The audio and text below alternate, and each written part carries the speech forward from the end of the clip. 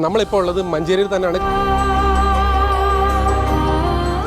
ഇന്നലെ രാത്രി പാതി എത്തൊരു ശവത്തിനെ നാട്ടുകാരെല്ലാം കൂടെ എന്റെ മടിയിലോട്ട് വെച്ച് തന്നില്ലേ, അങ്ങനെ കൊണ്ടല്ലേ.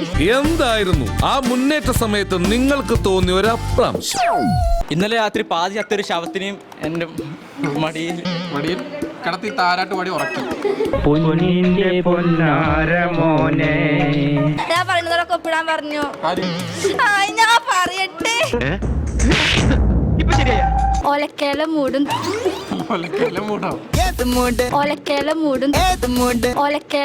നമുക്ക് ക്ലാസ് പോവാ. എന്തിനോ?